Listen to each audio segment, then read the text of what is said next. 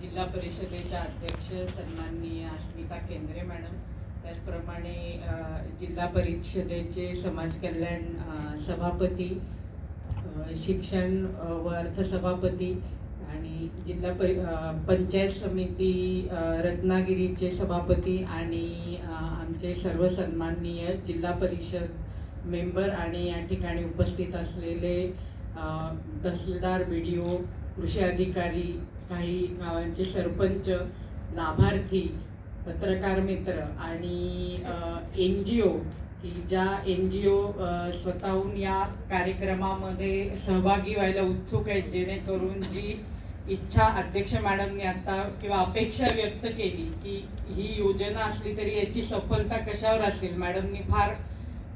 समर्पक आणि परिणामकारक वाटेल अशा पद्धतीने सांगितलं की तळागाळातल्या प्रत्येक माणसापर्यंत जेव्हा ही पोहोचेल आणि आपण सगळ्यांनी सकारात्मक दृष्टिकोन ठेवून जरी ही राबवली तर निश्चितच हिचा जो परिणाम अपेक्षित आहे केंद्र शासनाला तो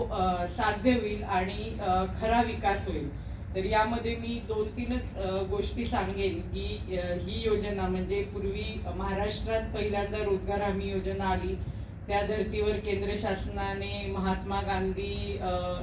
जी मनरेगा ज्याला आपण म्हणतो ती रोजगार हमी योजना आणली आणि त्यानंतर आता आपण मनरेगातून VBG रामजी मध्ये ट्रान्सफॉर्मेशन करतोय.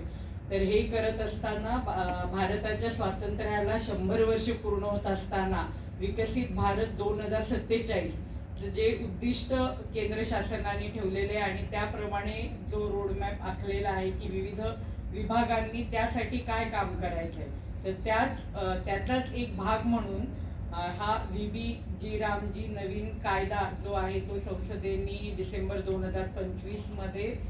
संमत केला आणि याचे 4 महत्त्वाचे घटक विकसित भारताकडे बघत असताना आहेत. त्यातील सगळ्यात पहिला आणि महत्त्वाचा आहे तो जलसुरक्षा, ज्यामध्ये पुनर्भरण, सूक्ष्म सिंचन, वॉटरशेड डेव्हलपमेंट, जलस्रोतांचं पुनर्जीवन आणि वनीकरण असे घटक समाविष्ट आहेत. त्याचप्रमाणे ग्रामीण इन्फ्रास्ट्रक्चर म्हणजे ज्या काही सोयीसुविधा आहेत ग्रामीण भागातल्या त्याचं बळकटीकरण हा दुसरा उद्देश आहे. तिसरा उद्देश हा क्षमता विकास आहे, म्हणजे जे स्किल आहे ते स्किल डेव्हलप व्हावं, जेणेकरून चौथं जे उद्दिष्ट आहे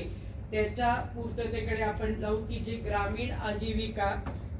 आहे की ज्याचा विस्तार ऑलरेडी MSRLMच्या माध्यमातून जे उपक्रम होत आहेत त्याचा अधिक विस्तार व्हावा आणि खऱ्या अर्थाने ग्रामीण भागामध्ये लाईव्हलीहूड म्हणजे आजीविका किंवा ज्याला आपण म्हणतो की साधनं निर्माण व्हावीत उपजीविकेची आणि त्याप्रमाणे त्यानुसार त्या योगे ह्या सगळ्या गोष्टी केल्यानंतर त्या योगे समतोल विकास बॅलन्स डेव्हलपमेंट ही साधली जाईल, विकासाचा दर वाढेल आणि जेणेकरून ग्रामीण भारताचे जीवनमान जे आहे ते उंचावेल. हा अल्टिमेट गोल या योजनेमध्ये आहे. आणि हे करत असताना जे जे आपण शिकत आलो ह्या वेगवेगळ्या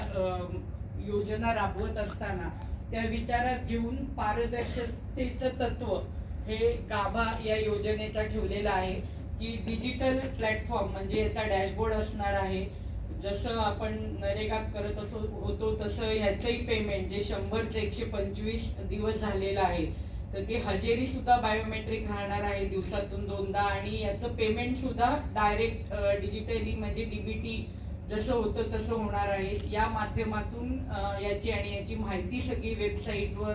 आणि पोर्टलवर प्रसारित केली जाईल. तर अशी पारदर्शकता सुद्धा राखण्याचा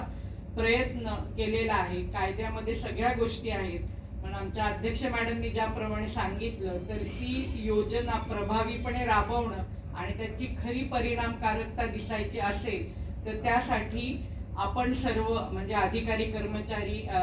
शासकीय, त्याच्यानंतर NGO आणि पदाधिकारी या सगळ्यांनी हातात हात घालून चालणं गरजेचं आहे आणि आपण सगळ्यांनी जर प्रयत्न केला तर निश्चितच विकसित भारताचं स्वप्न जे आहे, जे उद्देश आहे या योजनेचा की ग्रामीण भारताचा विकास 2047 मधला जो बघितलेला आहे भविष्यातला त्याचा वेध घेणं नक्कीच शक्य होईल असं मला वाटतं. आणि यासाठी तुम्हाला सगळ्यांना यातला महत्त्वाचा भाग हा जिल्हा परिषदेमार्फत आणि कृषी विभाग आणि सामाजिक वनीकरण हे यातले महत्त्वाचे घटक आहेत. तर आपण सगळ्यांना या योजनेसाठी आणि ही अधिक परिणामकारक आणि चांगल्या पद्धतीने पारदर्शीपणे राबवण्यासाठी मी माझ्याकडून शुभेच्छा देते. आणि आपण असं आज एक शपथ घेऊया किंवा संकल्प सोडूया की ही आपण चांगल्या पद्धतीने राबवू. आतापर्यंत जशी राबवत होतो तशीच, पण ही तळागाळापर्यंत पोहोचेल आणि खऱ्या लाभार्थीला याचा लाभ मिळेल यासाठी आपण कटिबद्ध राहू असा एक संदेश मी देते आणि माझं मनोगत थांबवते. जय हिंद, जय भारत.